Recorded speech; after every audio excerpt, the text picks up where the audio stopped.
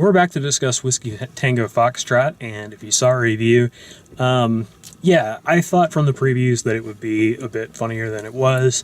It did have its funny sections. It had a scene, maybe once every 10 or 15 minutes that was a comedy scene that they put in there. A lot of the stuff from the previews comes from those scenes. But, then you've got the Margot Robbie character screws her over, and then the Martin Freeman character kind of tries to screw her over, and that's part of the message of the movie, is that these people are messed up and, going after weird things. So I felt like if you went into this and got I'm curious to know what you liked about it, because not that you shouldn't like it, but because to me it felt like it tricks you into seeing this other story by kind of seeming like a comedy. It also kind of sets itself up as like a semi-romantic story, and then that goes nowhere. That just evaporates. Right. And so it felt very empty to me by the end. It felt like, wow, this just... I would actually agree. It felt like it was doing like three different things, trying to hit the comedy, the correspondence in Afghanistan, and then the love story. And periods during the movie, I'm like, oh, this is going to be interesting. It's taking this turn. No, I guess the fourth is really her development of her character and who she is as a person. But sure. By the end of it, I'm like, I don't know that it achieved any of those things. Right. That being said, it was fun. I think what I enjoyed about it is, really for me, was watching Tina Fey play this character. At the beginning of it, I kind of, in my head, was thinking that she was a bit of a delicate pirate, in terms of she didn't seem like a very strong character. She seemed very naive, but then sailed like a pirate sailor, so it was kind of her character was very incoherent at that point, and so just watching her development was interesting. It felt like at times she was really fighting not being too comedic throughout the whole process, and that felt a little bit challenging for me, because it felt like it was very challenging for her, and same with Martin Freeman. I mean, he did great, I think, in it, but for those two to be on a set together, I really was expecting a lot more comedy. But on the other hand, it kind of, I would not normally be interested in watching a movie about Afghanistan. Right. I wouldn't. So I think this was a really good way of introducing that and getting a bit of a message out there. Maybe not an entire message, but a bit of one, without really slamming it in your face. Yeah, and I was talking a little bit about Rock the Casbah, because that's a movie about Bill Murray is like a broken down like agent for bands, like artists in that movie, and he takes this artist on like the USO tour of Afghanistan, and she dishes him like the first night that they're there, and takes his passport with her. So he is stuck in Afghanistan and without a passport. And it ends up being kind of a similar movie, where it's like him getting to know the locals, like he befriends some people there.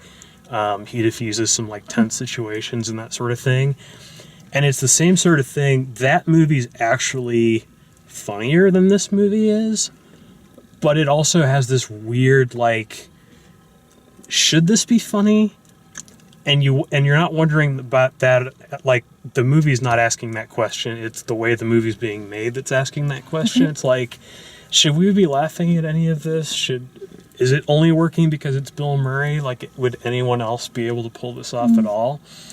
And I felt the same kind of thing, where it was just sort of like, I wanted a Bill Murray movie and I got an Afghanistan movie. And this, I wanted a Tina Fey comedy.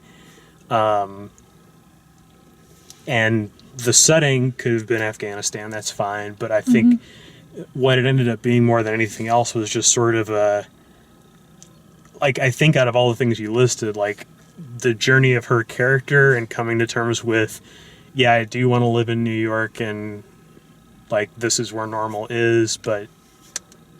Be a stronger person. Be a stronger... Process. Exactly. I think that was kind of the end result, end message of the movie. And that conversation that she has with the soldier at the end was sort of the... Yeah, I feel like that all could have been much shorter. Could have gotten there a lot quicker. Yeah, I agree. And I think, like, I think this is a 2-hour movie because it was, like, 3 different screenplays kind of smashed together. Yeah. The movie was definitely all over the place. One of the things that I didn't understand is it starts off in 2006 and it shows them at that party and all of a sudden... Starts off at Oh, yeah, it does start in 2006. All of a sudden that bomb goes off and then it goes back 3 years. You think throughout the entire movie that you're building up to that because that's going to be some kind of watershed moment. And it's not. Not like, at all. when you get there, it's like, okay, it's just another bomb going off.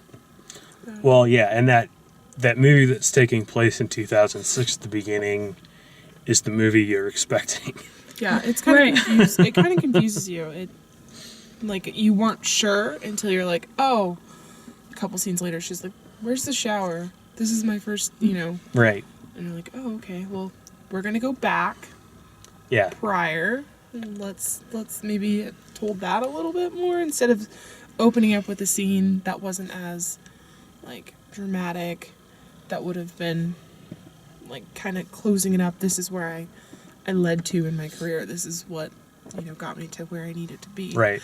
It kind of felt a little Eat, Pray, Love Mm-hmm. for me, because how Julia Roberts is trying to develop and come into her own personality is kind of the same thing. But Yeah, news. and I have a feeling that, like, they Tina Feyified some of this movie. Like, I really do. Like, I feel like it wasn't written for her. It was written, the screenplay was written outside, and so they sort of, like, those scenes that feel like Tina Fey comedy movie scenes felt like they kind of gussied that up for her, where if they got, just, pick an actress to, put Rose Byrne in that movie, and you have a whole different dynamic to it.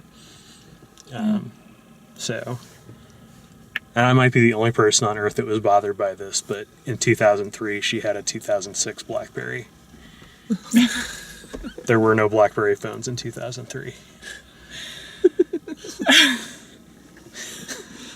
She wakes up and she's got that giant gray phone with all the the keyboard on it. And it's like, It was no, she future didn't. technology in Afghanistan. Like, yeah, okay, sure. They had it there. They just... Okay, no. Maybe the guy pretending to be from New Zealand snuck it in there because BlackBerry's from Canada. Oh. They had it before we did. Yeah. Before it was cool. I think we've explained this well enough. That's Whiskey Tango Foxtrot. If you like the way we do these, please like the video, subscribe, check out all the written and video reviews at dalemaxfield.com, and thanks for watching.